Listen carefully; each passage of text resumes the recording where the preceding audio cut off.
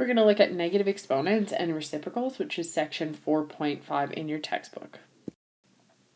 There's a make connections question in our notes. I'd like you to take a look at it yourself and see what you notice. Just pause the video here and try it. So what you should see is that our numbers decrease in value to 2 to the power of 0, and 2 to the power of 0 is just 1. Then if you do these last 3 on your calculator, you should notice that this is 1 over 2. And then 1 over 4, which is 1 over 2 squared. And 1 over 8, which is 1 over 2 cubed.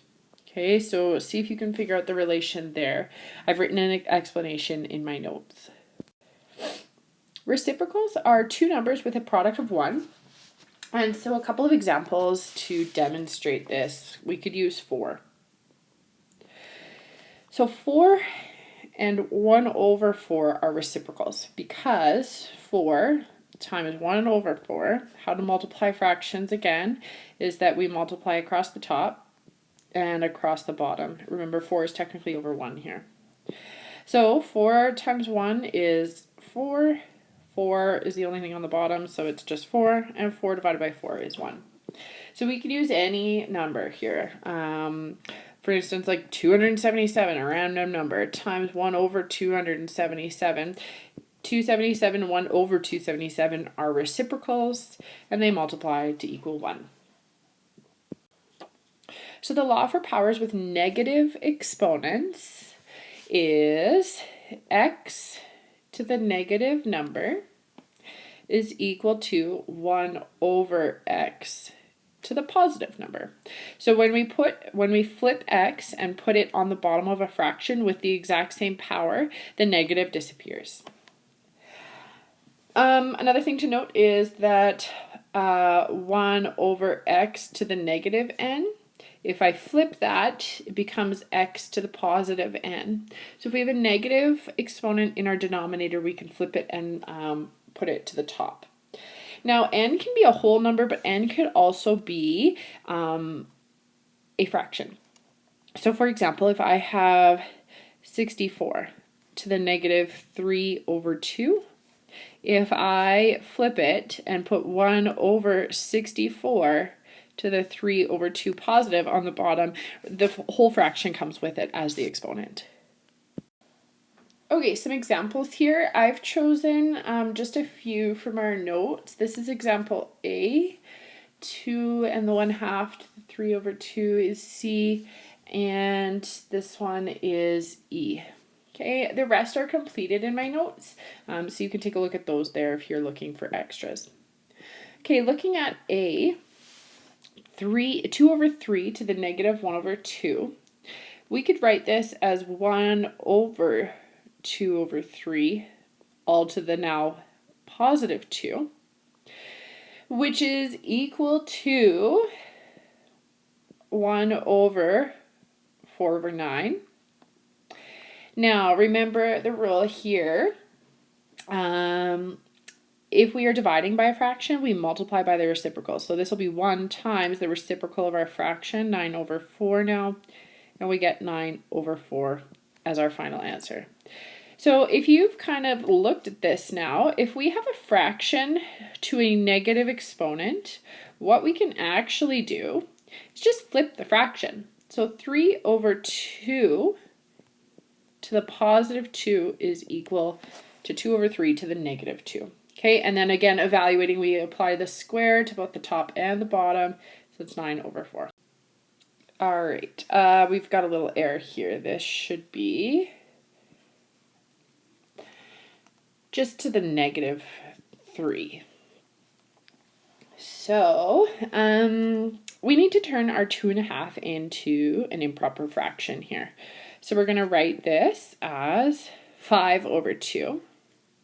Which is still to the negative 3. Again, this is C, example C.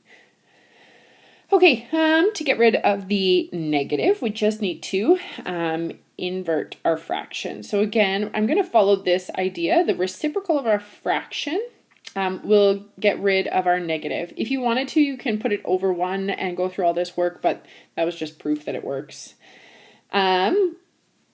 So 2 over 5 all to the power of 3 is what we end up with. And 2 to the power of 3 is 27. And 5 to the power of 3 is 125. And we can't reduce that. That's all we can do. Last one, E here. Again, it looks like I've made a little error in just typing these equations in. Goodness gracious. Okay, so 16 over 81 is what we're looking at to the negative 1 over 4. My mistake. Okay, to get rid of the negative, we're just going to take the reciprocal of our fraction. Whoops. So that's all to the power of 1 over 4, which is the same thing as writing the 4th root of 81 over 16. Again, using our exponent rules from 3.5. Now, the 4th root of 81 is 3, and the 4th root of 16 is 2. Again, remember that we can do the 4th root of the top and the bottom, and it still remains as a fraction. So we should get 3 over 2 here. You can check all of your work by putting our final answer and our initial equation into your calculator, and they should give you the same decimal answer. That's a way to check your work. Okay, example 2 here. I'm going to do both. Evaluate without using a calculator is our goal. So 16 to the negative 5 over 4. What we can do is we're going to write this as 1 over 16 now to the positive 5 over 4. So what we're going to do is write this using our fractional exponents rule. This is 1 over 16 to the 4th root. And we can either write it as everything to the power of 5 within that root, or we could say that this is the 4th root of 1 over 16 all to the power of 5. Now, which one is going to be easier to evaluate in our calculator? I don't know what 16 to the power of 5 is, so I don't really want to do this first. I don't want to raise it to the power of 5. What I'm going to do is hopefully use my 4th root to make this a smaller number, which might be easier for me to decide what the 5th root is. So the 4th root of 1 is just still 1. And the 4th root of 16 is 2. Now this is all still to the power of 5, again, because I'm using this method. Now 1 to the power of 5 is still just 1. 2 to the power of 5 is 32. All right, second example here, 25 over 36 to the power of negative 1/2, sorry. So I'm first going to take the reciprocal, or flip my fraction, to get rid of our negative. So this is all still to the power of now 1/2. So again, 1/2 is the square root of something. The square root of 36 is 6, and the square root of 25 is 5. So 6 over 5 is our final answer here. Last example.